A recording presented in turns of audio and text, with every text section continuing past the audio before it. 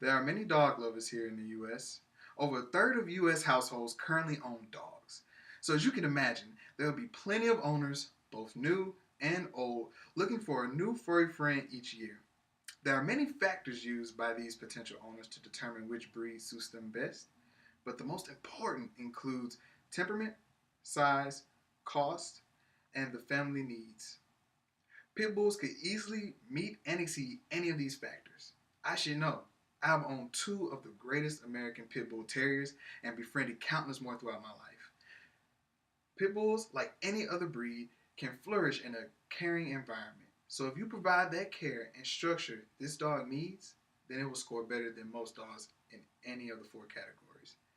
So I'd like to share my experiences with you and hopefully show that pit bulls are not a breed to be afraid of, but in fact they are a breed that loves giving and receiving love and attention.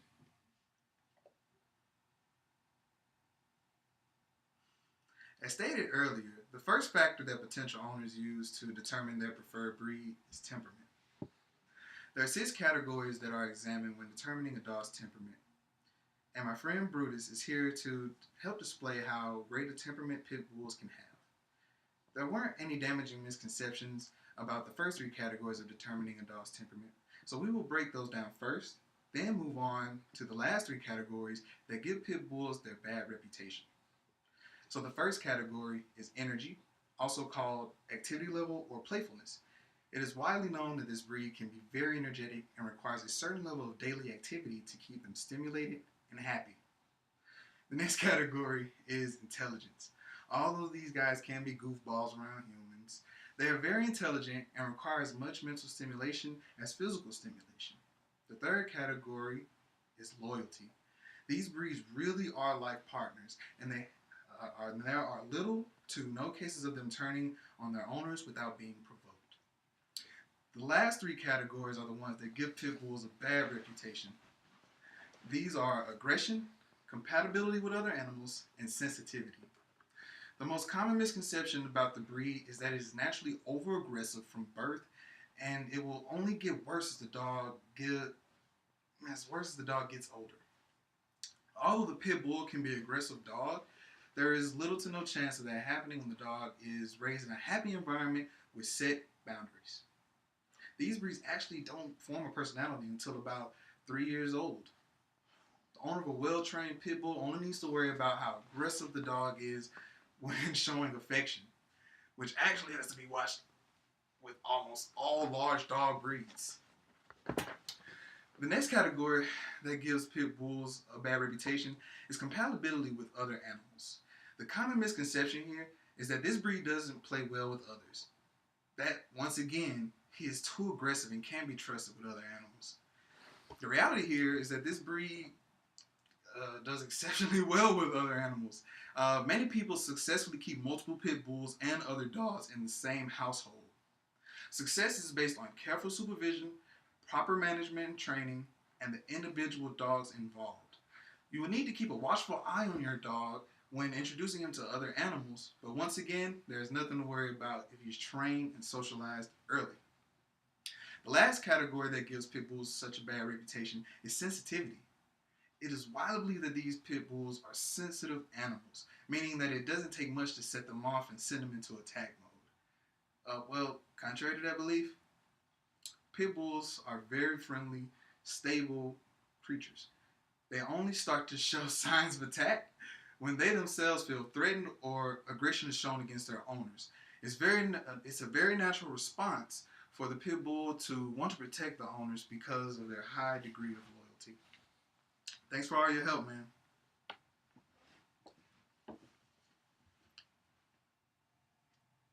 The next factor used to determine an owner's preferred breed is size. With the huge amount of pit bull mixes available, any household should be able to find a pit bull to fit their needs. It is very easy to assume that these guys only come in three sizes: large, huge, and gigantic.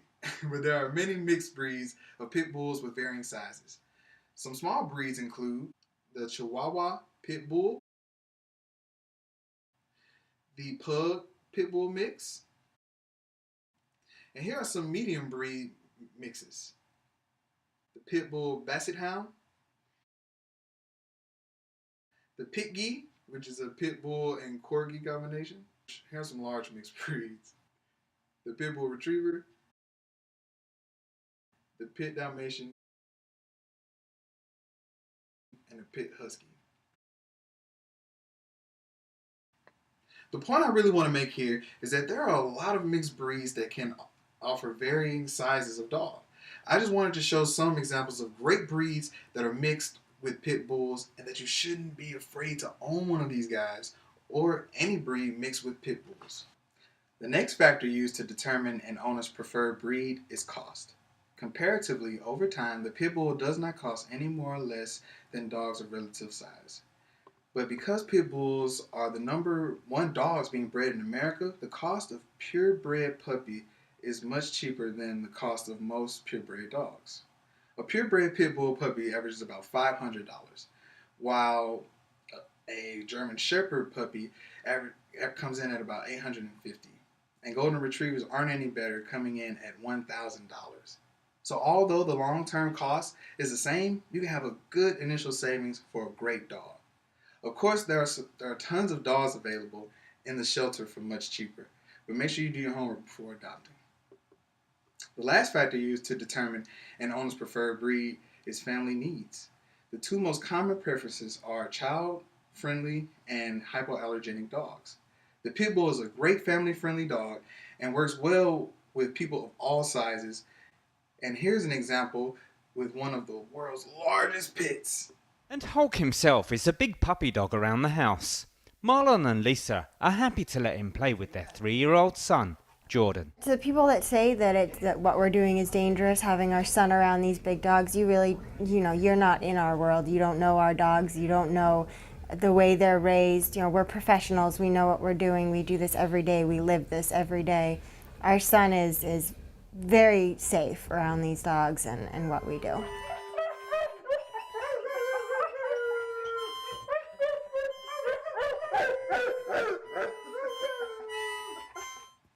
Although pit bulls work very well with families, they're not good for families with members who have dog allergies. Since pit bulls have fur instead of hair, they will cause allergens to trigger. Hopefully, I've convinced you to at least consider a pit bull for your next family pet.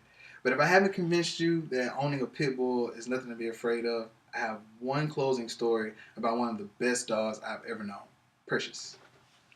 My family moved to a new neighborhood when I was about 13 or 14 years old. I was the oldest of 4 siblings, and we haven't had a dog to this point in our lives. As we moved in, we noticed a big white dog under our porch. We didn't know much about the dog, so we did not disturb it. Eventually, the owner, our new neighbors from across the street, came over and got her. He told us that her name was Precious, and she loves to lie under our porch. He assured us that Precious was a very sweet dog and that she was more afraid of us than we were of her. When you looked at her, you could tell he was telling the truth. After acquainting ourselves with the dog, he told us to let him know whenever she comes over, and he'll come and get her. Well, the very next day, Precious was right under our porch. My mom didn't see any harm in us playing with the dog before the owner came to retrieve her. Specifically, after watching how well she played with my little sister who was about 5 or 6 years old. Precious always showed the proper amount of restraint. Eventually, Precious's visits were daily occurrences. She loved visiting us so much that one day Precious didn't want to leave when her owner came. After some intense begging, my mom and the previous owner allowed us to keep Precious as our own. Throughout the next few years, I learned a lot about pit bulls and how they should be trained and cared for. Precious was such a well-behaved dog that occasionally we were able to let her go on unsupervised walks. Everyone in the neighborhood was fond of Precious, and we never got a complaint about aggression. Because of her good temper, everyone treated her nicely, which helped her become a very trusting dog. Life with Precious was great until our new next-door neighbors moved in. They were terrified of dogs and had no interest in meeting Precious. In fact, they protested any time that we let Precious out on her own. We understood their complaint and made sure that Precious did not wander in or near their yard. Although Precious obeyed our commands, the tensions between us and our neighbors grew over Precious's unsupervised walks. Well, one day while I was at a funeral with my mom, we received a phone call from my aunt. She told us that Precious was severely sick and that she had to rush her to the vet.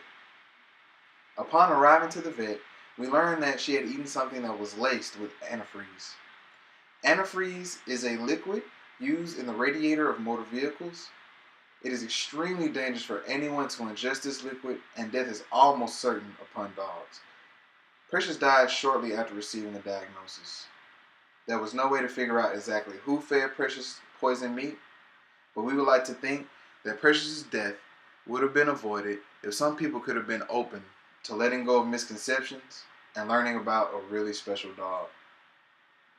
Thank you so much for listening to my presentation, and I hope the information presented was able to change any negative views about this breed.